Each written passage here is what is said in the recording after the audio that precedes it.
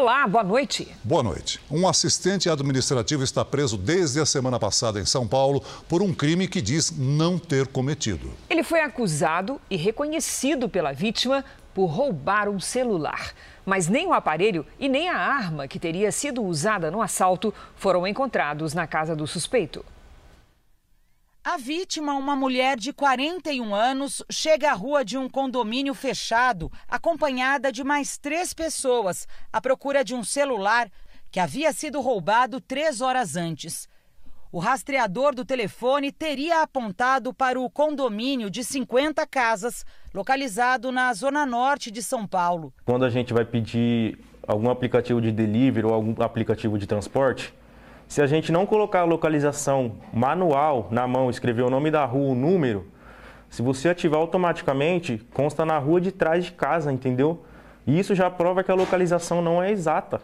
1h30 depois, as câmeras de segurança registram a chegada da Polícia Militar. 2 PMs entram no condomínio e também começam a procurar pelo celular.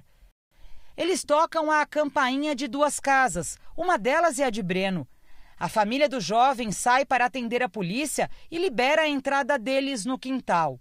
Pouco depois, mesmo sem encontrar o celular, os policiais decidem levar Breno para a delegacia. Foi o que primeiro desceu e abriu o portão. Prova que ele não deve nada, meu filho não deve. De forma alguma não ia deixar a gente descer, entendeu? Se ele fosse um menino que devesse para a justiça, né? Mas é um menino que nunca se envolveu nessas coisas. Aqui do lado de fora, a vítima teria dito aos policiais militares que reconheceu Breno como sendo um dos assaltantes assim que ele abriu o portão de casa.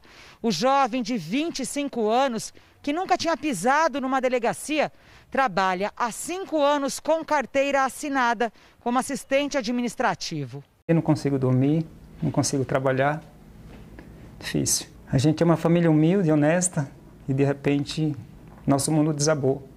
Na delegacia, a vítima disse que foi abordada por 2 homens numa moto sem placa e que o garupa apontou uma arma para ela e para a filha, exigindo o celular. E também relatou que os 2 assaltantes usavam capacete e reconheceu, sem sombra de dúvidas, Breno como sendo o piloto da moto. Além do celular, os policiais também não conseguiram localizar a arma do crime. A juíza decretou a prisão preventiva do jovem, alegando que ele não tinha trabalho remunerado e que, por isso, o crime poderia ser a fonte de renda dele. Mas a defesa apresentou à justiça a carteira de trabalho de Breno, que está preso há 6 dias. Justiça não é a palavra correta, a correta é injustiça. A Secretaria de Segurança Pública de São Paulo informou que o suspeito foi preso em flagrante após ter sido reconhecido pessoalmente pela vítima. O Ministério Público diz que o promotor também deu parecer favorável à prisão depois da vítima reconhecer Breno. O Tribunal de Justiça afirmou que não se manifesta sobre questões judiciais e que, se há discordância da decisão, cabe recurso previsto na legislação. A defesa de Breno deve solicitar um habeas corpus. Veja agora outros destaques do dia. Brasil começará a 3ª dose de vacina contra a Covid por idosos e profissionais de saúde. Presidente do Senado pede diálogo para superar a crise entre os poderes. Líder do governo na Câmara, deputado Ricardo Barros, passa a ser investigado pela CPI. Talibã abre fogo contra manifestantes e 3 pessoas morrem. Na série especial, o drama das mulheres que entraram para o crime e têm filhos na cadeia.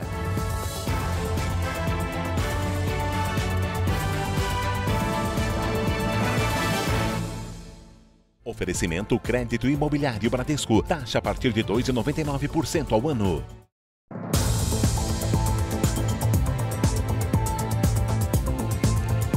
No Rio de Janeiro, uma operação prendeu 5 suspeitos de fazer parte de uma quadrilha de traficantes que também atuava no roubo de cargas. Segundo a polícia, o grupo faturava mais de 2 milhões de reais por mês com os crimes. O dinheiro foi arrecadado com a venda de drogas. Segundo a polícia, o homem é Isaac Dias Vieira, conhecido como Bebel, um dos chefes do tráfico da Baixada Fluminense. Esse é o papo, valeu? A comunidade Parada Angélica funcionaria como uma espécie de bunker para guardar a droga e as armas também usadas por criminosos de localidades vizinhas.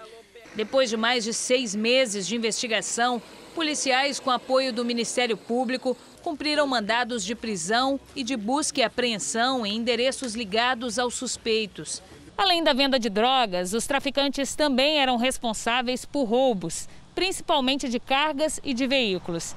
Segundo a polícia, o grupo movimentava por mês mais de 2 milhões de reais em atividades criminosas e tentava legalizar esse dinheiro em contas de terceiros. 4 contas foram bloqueadas, eram contas em nomes de terceiros, usadas justamente para lavagem de dinheiro, dinheiro oriundo, né, da arrecadação do tráfico de drogas e também desses roubos que continuavam a ser realizados. Escutas telefônicas revelaram que os criminosos chegaram a dar ordem para atirar em policiais militares.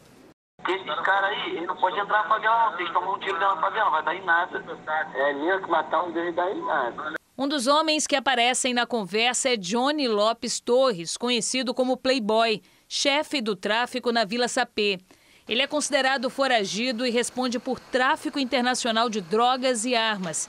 Em todas as comunidades, a quadrilha agia com intimidação a moradores e comerciantes.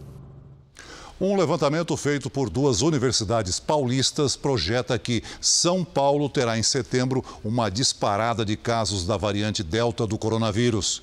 O mesmo estudo aponta que o Rio de Janeiro registra alto número da contaminação por essa cepa. Um telefonema do Ministério da Saúde e veio a confirmação. Eles me ligaram falando que pegou o meu exame lá no hospital, né? Viu que eu tive a variante Delta e resolveu me ligar. Natália vai se vacinar essa semana, mas sabe o perigo da doença.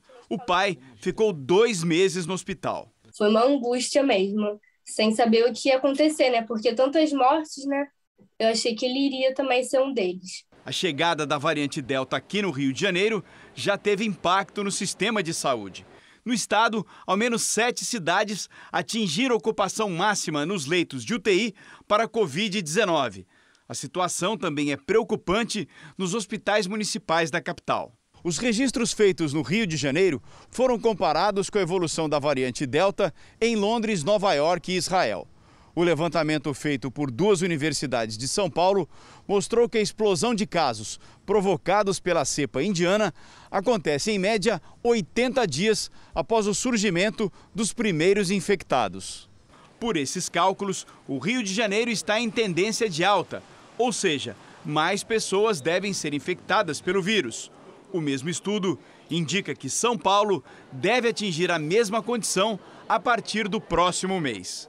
Começa em meados de setembro na Grande São Paulo, vamos dizer assim, de uma forma geral, só que ele ainda vai levar um tempo para se espalhar por completo. Então, muito provavelmente em outubro a gente também vai ter aí aumentos, né? Um outro estudo feito na China avaliou a eficácia dos imunizantes que usam o vírus inativado, entre eles a Coronavac, contra a variante Delta. A proteção foi de 77% para os casos de pneumonia e 100% contra a síndrome respiratória aguda grave provocadas pela cepa indiana. Precisamos acelerar o máximo possível nessa corrida contra a Delta com a vacinação, com a aplicação da segunda dose, para mitigar, reduzir esses efeitos da Delta. Após quase 7 meses, a campanha de vacinação contra a Covid no estado de São Paulo chegou aos adolescentes de 12 a 17 anos.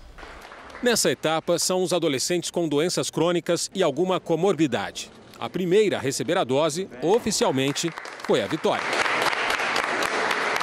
Inicialmente, os adolescentes receberão apenas imunizantes da Pfizer, a única vacina autorizada pela Agência Nacional de Vigilância Sanitária a ser aplicada nessa faixa etária. O governo de São Paulo vai defender o prazo de 21 dias para a segunda dose. E esperamos do Ministério da Saúde mais doses para que a gente possa avançar nos adolescentes, antecipar, adiantar a segunda dose, como está previsto na bula da vacina da Pfizer. Aqui na capital, a previsão é de vacinar 48 mil adolescentes de 12 a 17 anos. Por serem menores de idade, eles precisam vir acompanhados dos pais ou de responsáveis. A imunização deste grupo vai acontecer em 2 fases. Até o dia 29 de agosto, serão os adolescentes com algum tipo de comorbidade, deficiência, além das grávidas. Do dia 30 de agosto até o dia 12 de setembro, os demais. Os estudos até hoje com adolescentes acima de 12 anos, onde existem vacinas licenciadas pelo mundo, mostram um alto grau de segurança e uma boa resposta imune dos adolescentes. Desde a vacinação da enfermeira Mônica Calazans, em 17 de janeiro, quase 30 milhões de pessoas receberam ao menos a primeira dose no estado de São Paulo. Resultado, 94% da população adulta de São Paulo já tomou pelo menos a primeira dose no braço, sendo que a recomendação da Organização Mundial da Saúde, e aliás também do Ministério da Saúde, é de 90%, portanto já ultrapassamos em 4%. A Karen é mãe do Miguel, que tem 17 anos e sofre de uma doença degenerativa que compromete os pulmões. Ela já tinha tentado adiantar a vacina do filho e contava as horas para levar o Miguel até o posto de saúde. Essa sensação da vacina de hoje é como uma esperança de vida de novo, assim, de que aos poucos a gente vai poder voltar a ter uma vida perto do que era o velho normal, né? Assim. No telão do Jornal da Record, agora os números de hoje da pandemia com dados oficiais do Ministério da Saúde. O país tem mais de 20.457.000 casos da Covid-19. São mais de 571 mil mortos e foram 1.064 registros de mortes nas últimas 24 horas. Também entre ontem e hoje, mais de 49 mil pessoas se recuperaram e, no total, já são mais de 19.362.000 pacientes curados e 523 mil seguem em acompanhamento. O frio intenso que atingiu várias regiões do país na segunda quinzena de julho tem impactado no preço de frutas e hortaliças. Quando a Edileuza chega à feira, a expectativa é de encher o carrinho, mas a realidade é diferente. Tá difícil, o dinheiro que a gente traz nunca dá, né, para encher. Vem pensando de comprar mais e leva menos. O Edmilson queria comprar mamão, mas se assustou. Há pouco tempo atrás eu comprava 5 por R$1, por R$5, né? Agora está custando 3 por 5. Parece que o dinheiro nunca é suficiente. O dinheiro que eu trago 50, não volto com quase nada. Eu ia com 2 sacolas, hoje eu vou com meia sacola. Um levantamento da Companhia Nacional de Abastecimento em Entrepostos mostrou um forte impacto da onda de frio intenso no mês passado nos preços de hortaliças, legumes e frutas. Um exemplo é o tomate. Com temperaturas mais baixas, ele demora mais para se desenvolver, para ganhar tamanho. Os produtores atrasaram a colheita, a oferta diminuiu e o preço lá no atacado disparou. Em São Paulo, mais de 47%. Pior ainda foi a alta, que passou de 50% no Espírito Santo. O frio e a geada prejudicaram várias culturas. Frutas como a laranja, a maçã, a banana, né, que são produzidas na região, no litoral da região sul, por exemplo, também tiveram um retardamento da sua maturação, algumas registros de perda também. Entre as hortaliças, a cenoura registrou um aumento de mais de 50% em 5 estados. No Espírito Santo, 64,5%. A alface subiu 63% no Paraná. Alguns produtos escaparam do frio. A cebola e a batata ficaram mais baratas. Mas o consumidor deve estar preparado para novos aumentos. Com a volta das temperaturas baixas, os efeitos da estiagem na produção e o aumento do consumo. O retorno das aulas, que vai aumentar a demanda por produtos. O avanço da vacinação também é importante que se diga que a retomada da economia em vários setores também aumenta a demanda desses produtos. Então, todo o cenário está desenhado para uma pressão maior nos preços. Para não gastar demais, a Cleusa pesquisa muito e faz a família se adaptar ao que é possível. Tem que substituir várias coisas. Mudo a receita, faço outras verduras, outros legumes que eles gostam bastante. No noticiário internacional, os Estados Unidos assumiram que não podem garantir a segurança de quem tenta atravessar a capital do Afeganistão, Cabul, para chegar ao aeroporto da cidade. Hoje, pelo menos 3 pessoas morreram depois que o grupo extremista Talibã abriu fogo contra uma manifestação. De dentro do aeroporto foi possível ouvir os tiros. Do lado de fora, os combatentes do Talibã intimidam quem tenta acessar o aeroporto de Cabul. O local é a única parte da capital que está sob controle dos Estados Unidos. O aeroporto está protegido por 4.500 soldados.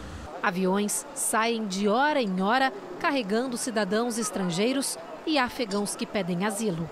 Autoridades internacionais informaram que em 24 horas, cerca de 5.000 diplomatas, equipes de segurança, trabalhadores humanitários e afegãos foram retirados em voos militares. 64% dessas pessoas foram resgatadas pelo governo americano, que enfrenta duras críticas de aliados que dizem ter sido abandonados.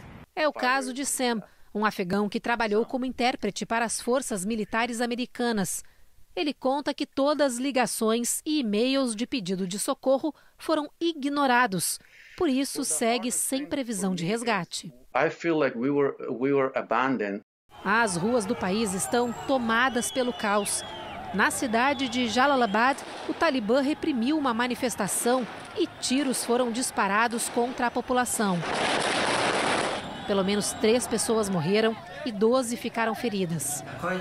Exilado nos Emirados Árabes Unidos, o presidente deposto do país, Ashraf Ghani, disse que fugiu para evitar um banho de sangue. Em entrevista a uma rede de TV, o ex-presidente Donald Trump afirmou que a situação é o episódio mais humilhante da história norte-americana. Trump acredita que os Estados Unidos sofreram uma derrota militar e psicológica. No Congresso americano, os democratas, do mesmo partido do presidente Biden, preparam uma série de audiências sobre a forma como ele lidou com a crise. A aprovação popular do presidente caiu 7 pontos percentuais e atingiu o nível mais baixo até aqui. Nos 20 anos desde o fim do primeiro regime do Talibã no Afeganistão, as mulheres do país tiveram avanços na vida profissional e cotidiana que eram impensáveis antes da invasão pelos Estados Unidos. Agora a situação delas preocupa o mundo. Algumas coisas já começaram a mudar. Nas redes sociais, essa jornalista que trabalha em um dos canais mais conhecidos no Afeganistão contou que chegou ao escritório, mas a mandaram de volta para casa. A justificativa que ela ouviu: o regime mudou, você não tem mais permissão para entrar. Quando o Talibã governou o Afeganistão entre 1996 e 2001, as mulheres não podiam estudar, trabalhar ou mesmo sair de casa sem um homem ao lado. E elas foram forçadas a se cobrir completamente em público. Com o retorno do grupo extremista ao poder, a repressão baseada na interpretação fundamentalista da lei islâmica também está de volta. O Talibã afirma que quer paz, que todos os afegãos estão seguros e que as mulheres poderão trabalhar e desfrutar de direitos de acordo com a lei islâmica. Mas Pashtana Durrani, ativista de educação de meninas no Afeganistão, diz que não confia no grupo radical. Hoje, os Estados Unidos, a União Europeia e 19 outros países divulgaram um comunicado dizendo que estão profundamente preocupados com o futuro das mulheres e meninas afegãs e que a comunidade internacional está pronta para apoiá-las. A ex-capitã do time de futebol feminino do Afeganistão, Khalida Popal, descreveu a situação do país como um colapso. Apesar da falta de segurança, mandou um recado para o Talibã: vocês nunca vão calar as vozes das mulheres. Ainda nesta edição, o desespero dos afegãos que moram no Brasil e temem pelos parentes que ficaram no país. E na série especial, o relato de uma mulher que recebia tudo dos pais, mas acabou no mundo do crime e hoje cuida dos filhos na cadeia.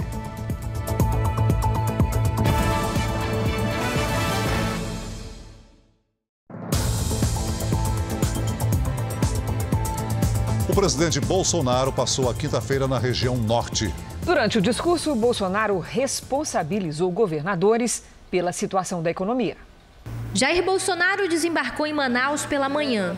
Sem máscara, cumprimentou apoiadores. O presidente participou da entrega de 500 apartamentos do programa Casa Verde Amarela do governo federal.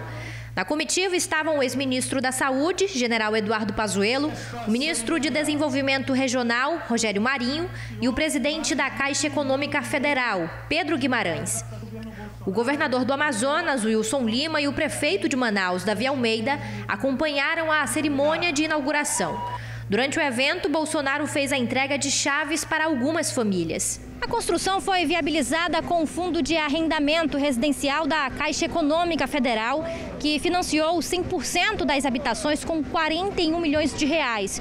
Os 500 apartamentos inaugurados hoje devem beneficiar cerca de 2.000 moradores da capital amazonense. O que a gente vê no semblante dessas pessoas é simplesmente indescritível.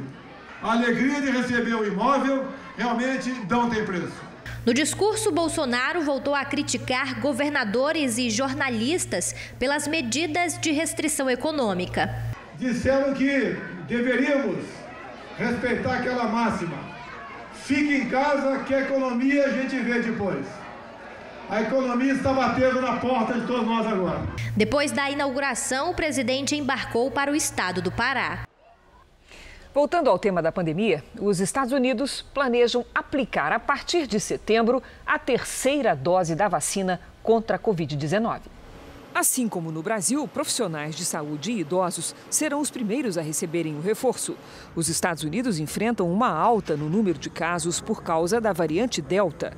Na terça, pela primeira vez desde março, o número de mortes pela Covid registradas em um único dia passou de 1.000.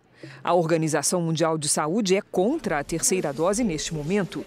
A entidade defende que antes as pessoas mais vulneráveis em todo o planeta devem estar totalmente vacinadas. Veja a seguir, a Anvisa recomenda a terceira dose de Coronavac em idosos e não autoriza a vacina para crianças. E na série especial, o arrependimento e a tristeza das presas que não conseguem acompanhar o crescimento dos filhos fora da cadeia.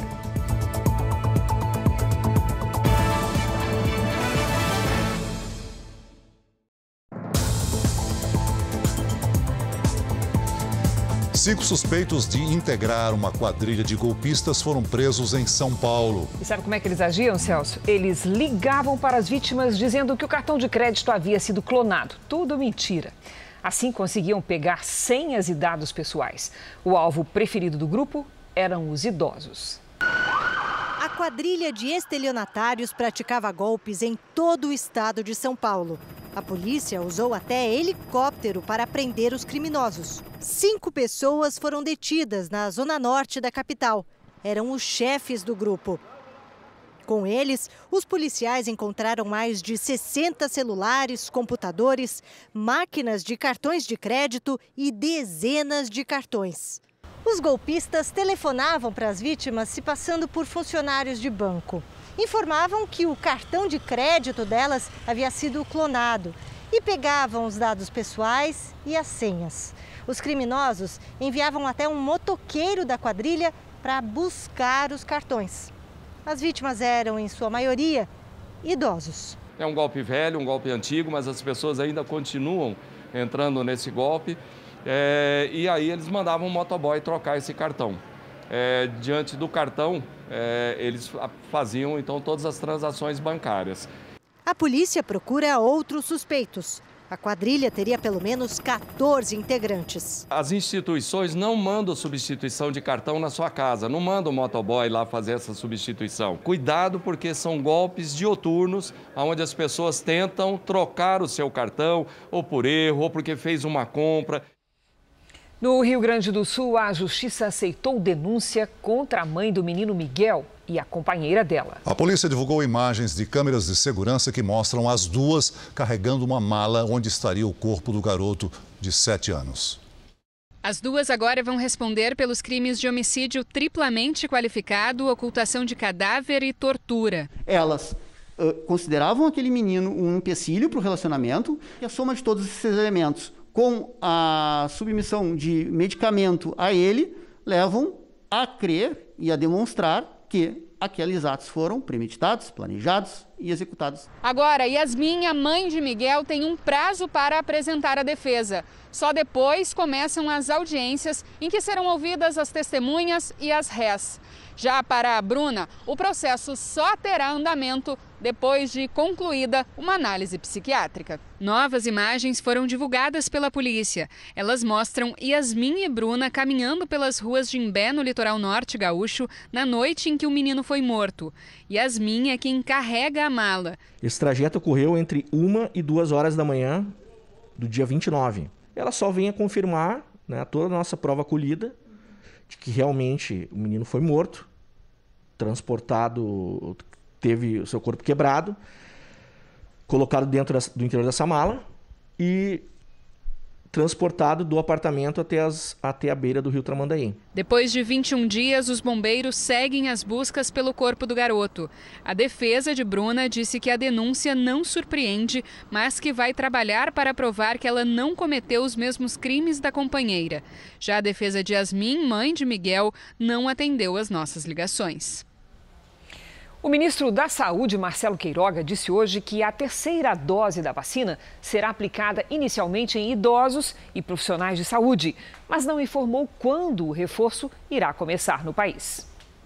Para o Ministério da Saúde, as contaminações com a variante Delta da Covid-19 tornaram a aplicação da terceira dose uma necessidade, mas ainda sem previsão para começar. O reforço está condicionado à obtenção de novos dados científicos e vai priorizar idosos e profissionais da saúde. Como será essa terceira dose? Bom, a gente vai começar pelos grupos prioritários, né? Então, de novo, os profissionais de saúde, os mais idosos. Nós sabemos que os indivíduos idosos, eles têm um sistema imunológico mais comprometido, por isso que eles são mais vulneráveis. Em resposta à determinação do ministro Ricardo Lewandowski, do Supremo Tribunal Federal, para que o governo garanta vacinas da segunda dose ao estado de São Paulo, Marcelo Queiroga fez uma crítica indireta ao governador João Dória, que alegou ter recebido menos doses.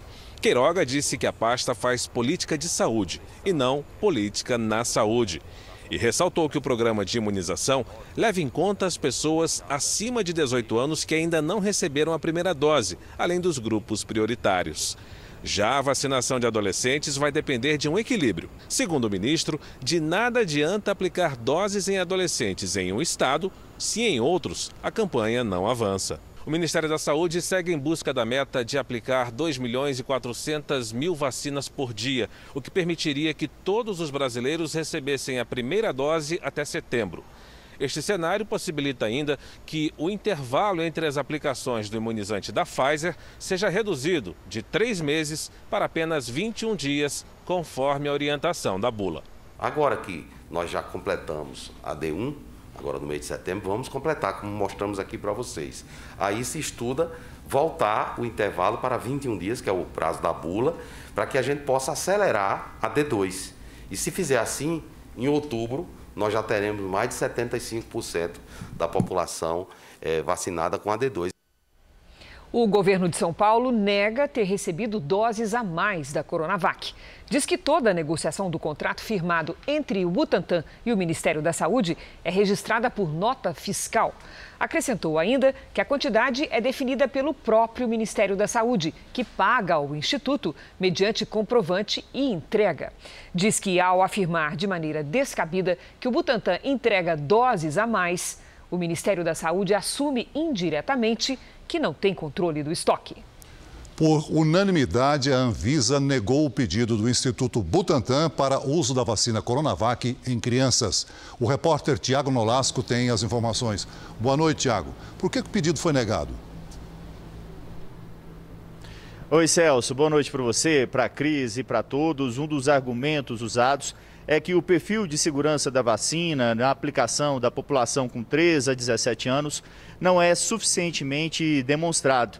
A agência também considerou que a eficácia e a resposta imunológica da Coronavac para crianças com comorbidades e também com baixa imunidade não está aí também comprovado. Diante dessas informações e também com a avaliação do uso da Coronavac no país, a Anvisa determinou por unanimidade manter a autorização temporária e de uso emergencial do imunizante, determinar que o Instituto Butantan apresente dados complementares sobre o acompanhamento da eficácia da vacina no país, recomendar que o Ministério da Saúde avalie a necessidade de uma terceira dose de vacina para idosos que tomaram a Coronavac e não aprovar neste momento a aplicação do imunizante para crianças de 3 a 17 anos. De acordo com fontes que acompanham toda essa avaliação por parte da Anvisa, esse resultado ainda pode mudar se o Instituto Butantan apresentar mais informações e também informações dos testes com mais voluntários. Celso e Cris, é com vocês. Obrigado, Tiago. Vamos ver agora como está o andamento da vacinação em todo o país. Nas últimas 24 horas, somadas as aplicações da primeira e segunda doses, mais de 2.400.000 pessoas receberam a vacina contra o coronavírus. E hoje o Brasil tem mais de 118.870.000 pessoas vacinadas com a primeira dose e mais de 52 milhões de pessoas completaram a imunização. Em Goiás, mais de 3.631.000 pessoas receberam a primeira dose. Isso representa 51% da população. No Rio Grande do Sul, os imunizados com a primeira dose passam de 61%. São mais de 7 milhões de pessoas. Em Minas Gerais, mais de 11.579.000 pessoas estão vacinadas também com a primeira dose, ou seja, 54,38% dos residentes. E em São Paulo, mais de 69% das pessoas tomaram a primeira dose da vacina, o que equivale a mais de 32 milhões de pessoas. No portal r7.com você pode acompanhar a situação de todos os estados no mapa interativo. Vamos agora com a opinião do Augusto Nunes. Boa noite, Augusto. Boa noite, Cris. Boa noite, Celso. Boa noite a você que nos acompanha. A paisagem do Brasil redesenhada pela pandemia de coronavírus vai se tornando bem menos assustadora. A vacinação avança em bom ritmo em todo o país. A média móvel de óbitos continua caindo. Também está em queda o volume de novos casos confirmados de Covid-19 e já sobram nos hospitais leitos de UTI. Algumas regiões ainda enfrentam surtos, mas o quadro geral atesta que a vida voltará ao normal ainda neste ano. Certos cuidados, no entanto, continuam indispensáveis. Evitar aglomerações, por exemplo. Respeitar o distanciamento social e usar máscaras. Assim, o presidente Jair Bolsonaro faria bem ao Brasil e a ele próprio se passasse a usar máscaras sistematicamente quando não está sozinho. Em solenidades oficiais, Bolsonaro costuma usar tal proteção, retirando-a apenas no momento de discursar. Isso comprova que ele reconhece a eficácia dessa medida preventiva. Melhor ainda seria se aderisse ao distanciamento social e recomendasse a todos os brasileiros que seguissem seu exemplo. Desde que seja para melhor, mudar de ideia é uma virtude. Os presidentes do Senado e do Supremo Tribunal Federal se reuniram hoje para tentar conter a crise entre Jair Bolsonaro e 2 ministros do STF. Pacheco falou logo após o encontro com Luiz Fux. Concordamos que o radicalismo e o extremismo são muito ruins para o Brasil e são capazes de derrotar a democracia. E a democracia não pode ser aviltada, a democracia não pode ser questionada da forma como vem sendo questionada no país. A reunião teve o objetivo de estancar a ferida aberta entre o Judiciário e o Executivo. Na semana passada, o presidente Bolsonaro afirmou que iria pedir ao Senado a abertura de processo de impeachment dos ministros Luiz Roberto Barroso e Alexandre de Moraes. Pacheco, a quem cabe receber o pedido, afirmou que não vê no possível impeachment a solução para a crise. Eu sou contrário à utilização do impeachment como a solução de um problema, a solução do problema institucional e da crise que nós temos hoje no Estado de Direito no Brasil e na democracia se dá através da maturidade dos homens públicos de sentarem à mesa para poder discutir os problemas. A expectativa é que Bolsonaro apresente os pedidos de impeachment dos ministros Barroso e Moraes até o fim da semana. Em conversas que tive com integrantes do Supremo, eles avaliaram de forma reservada que os pedidos de afastamento têm poucas chances de avançar no Senado, porque os dois ministros não teriam cometido atos inconstitucionais em suas decisões. O presidente do Supremo revelou na abertura da sessão de hoje que vai avaliar uma nova reunião entre os presidentes dos poderes. Fux desmarcou o encontro na semana passada, depois de um agravamento nas tensões. Gostaria, antes de dar início à sessão, de comunicar aos eminentes pares que eu recebi hoje, antes agora da sessão, o presidente do Senado, Rodrigo Pacheco, que veio debater sobre a democracia e falar sobre a importância do diálogo entre os poderes e pedir uma nova reunião com o presidente do Supremo Tribunal Federal. Eu sigo dialogando com representantes de todos os poderes, sem prejuízo em relação a uma nova reunião, a questão será reavaliada. A crise foi acirrada depois que o Supremo e o Tribunal Superior Eleitoral abriram investigações sobre o presidente Jair Bolsonaro.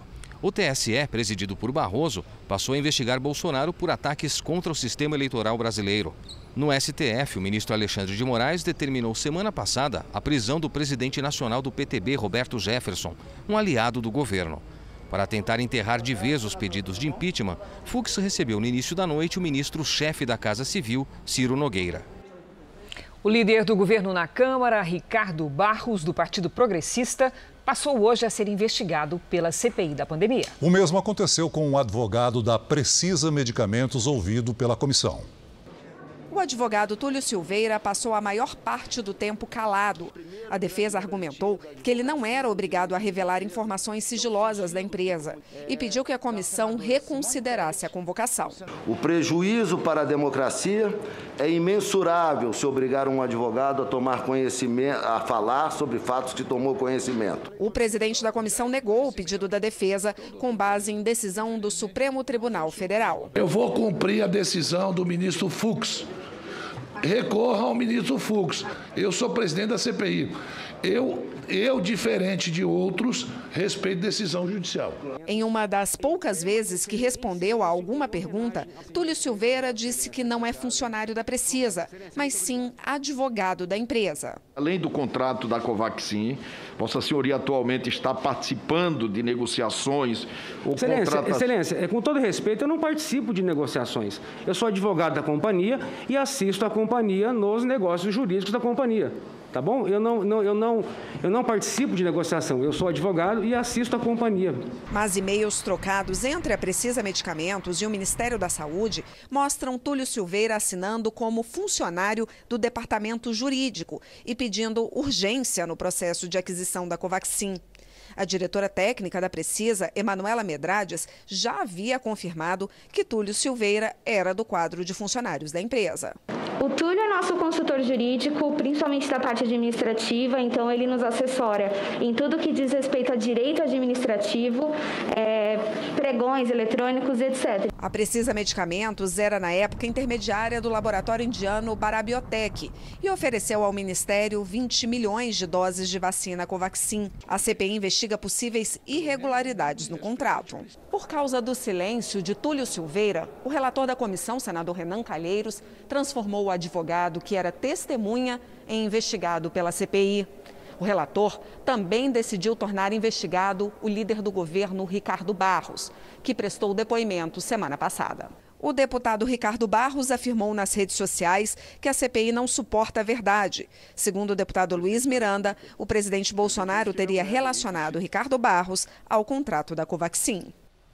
Um exercício inédito das Forças Armadas acontece em Taubaté, interior de São Paulo.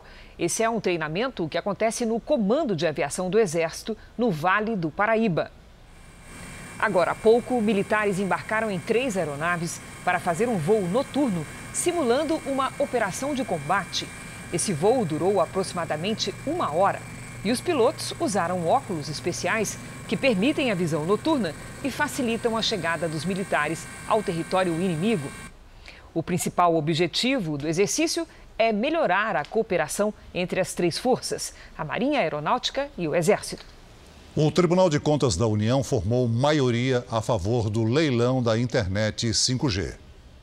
O ministro Haroldo Cedras pediu vistas e deve apresentar o voto na semana que vem.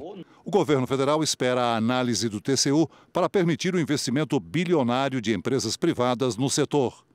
A tecnologia 5G vai permitir a chamada internet das coisas, como, por exemplo, o funcionamento de veículos e equipamentos de fábrica sem a intervenção direta dos seres humanos. Além disso, o modelo vai levar mais conectividade a áreas de difícil acesso no país. É um novo Brasil que nós teremos após o 5G, até porque é um leilão não arrecadatório.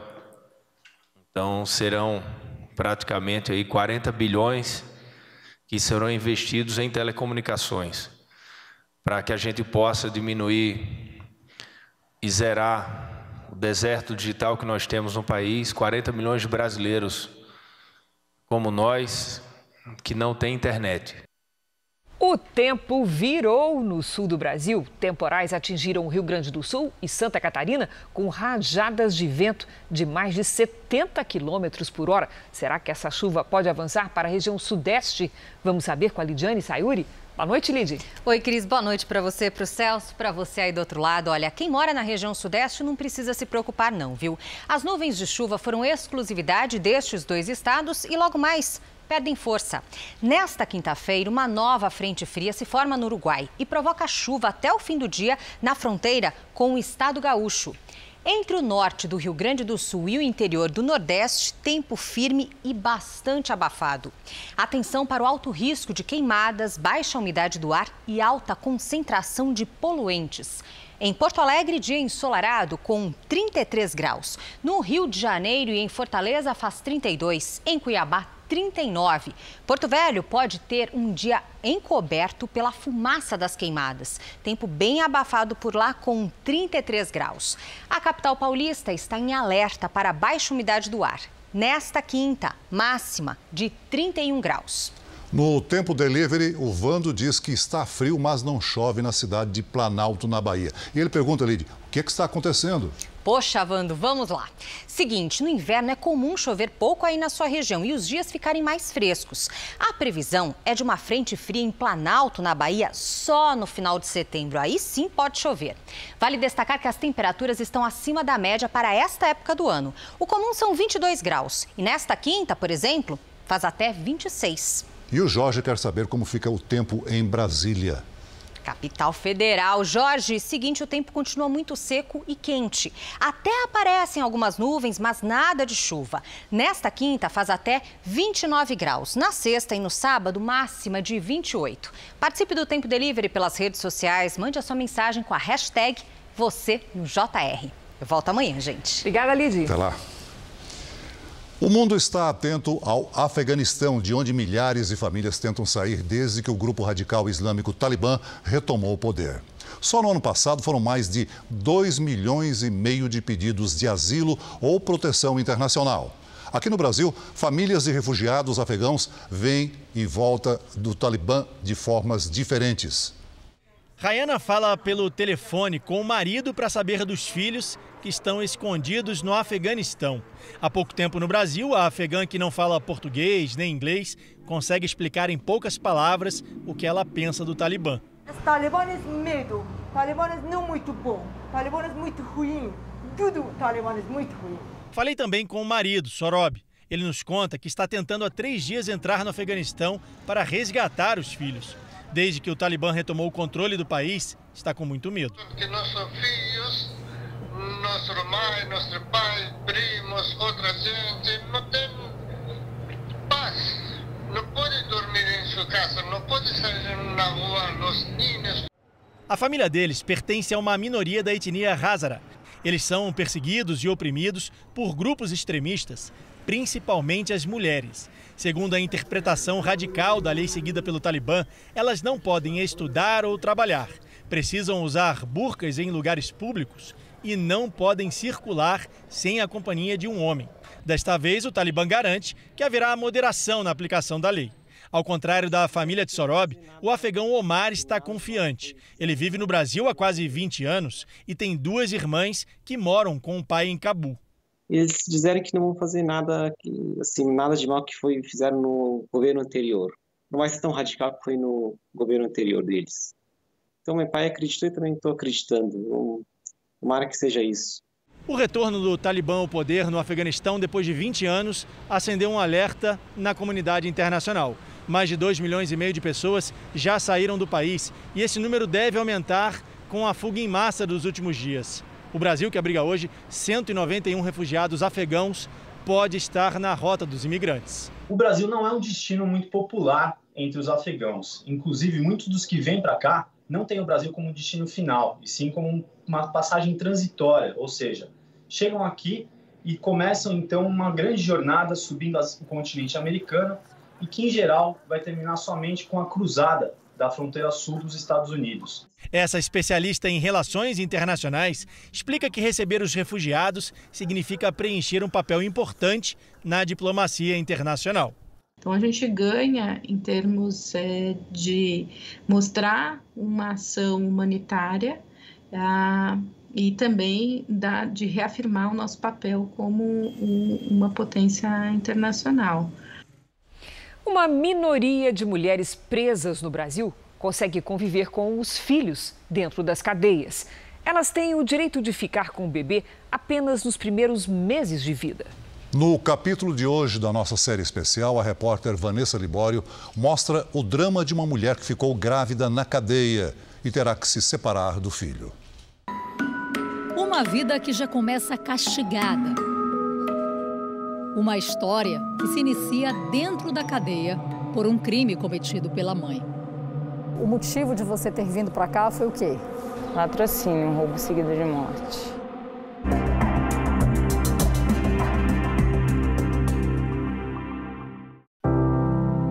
Já são 14 anos vivendo dentro da prisão. Sem acompanhar o crescimento do filho mais velho, hoje com 16 anos, e em breve terá que se separar do mais novo, um bebê de 4 meses. Durante essa reportagem, vamos chamá-la de Cláudia.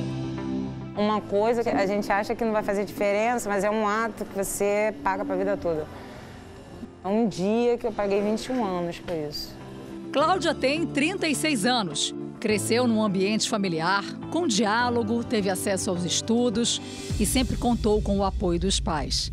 Meu pai e minha mãe são pessoas maravilhosas, não tem nada para falar. Fui criada no meio de uma família que nada me faltava. Mas ela conta que se deixou influenciar por más companhias. Meu pai falava, olha, presta atenção, eu te criei para ser pessoa de bem, você não precisa de fazer nada de errado. Cláudia tinha uma amiga que era a garota de programa. Um dos clientes era um estrangeiro que vinha ao Rio com frequência. Em uma das vezes, o turista não procurou a amiga. Com raiva, ela decidiu se vingar e planejou um roubo. Chamou Cláudia para participar. As duas anunciaram o assalto. Ele reagiu com um spray de pimenta. Foi quando Cláudia atirou e o homem morreu. Hoje em dia, eu não culpo ninguém por eu não ter tido cabeça, porque eu podia ter falado não. A gente tem a palavra do não. A gente tem que aprender a usar isso mais vezes. Falar não. Eu não quero, não, não vou. O arrependimento veio mais tarde, já dentro da prisão.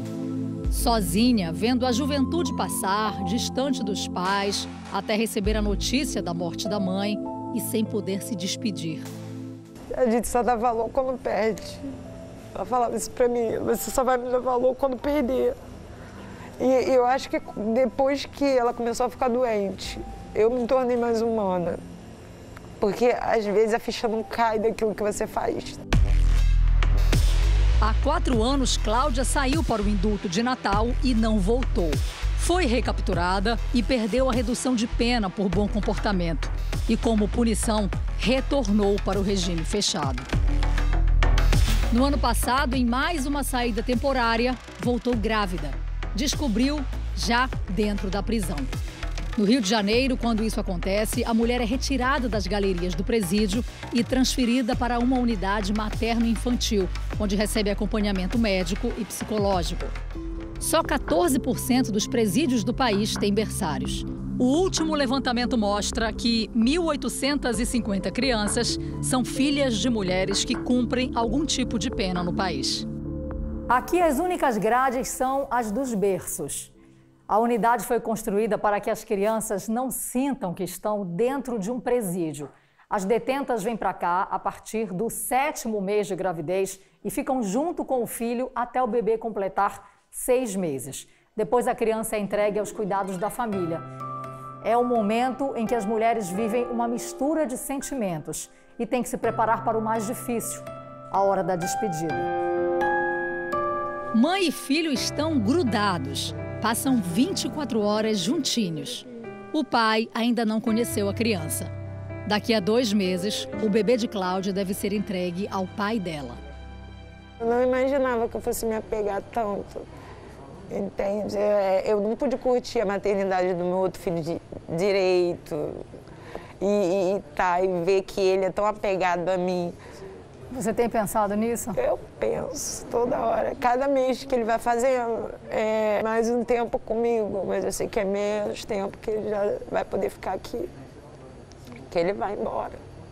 Esta psicóloga explica que a ruptura entre mãe e filho nessa idade pode trazer consequências graves no desenvolvimento da criança e na recuperação da mãe. Se isso não é cuidado, a gente tem uma criança que é tirada da mãe e que ali já começa uma quebra, vamos dizer assim, uma perda muito significativa e que pode gerar muitos impulsos destrutivos dentro do bebê. E a gente tem ali também uma pessoa que pode estar doente e que não vai ser cuidada. Para Cláudia, que viu o destino mudar em 1 segundo, a maternidade deu uma nova perspectiva de vida. Quando ela sair da cadeia, o filho terá 8 anos. Quando ele crescer, você quer contar a sua história para ele? Eu conto, como eu conto para o meu filho, porque eu nunca quero que a gente que é mãe, pai, a gente nunca quer que nossos filhos passem pelo que a gente passou. É claro que a gente não vai poder botar eles numa redoma e dizer para eles tudo, mas eu sempre falo pro meu filho, se eu tivesse ouvido minha mãe um dia, se eu tivesse ouvido meu pai direito, eu não teria feito as coisas erradas que eu fiz.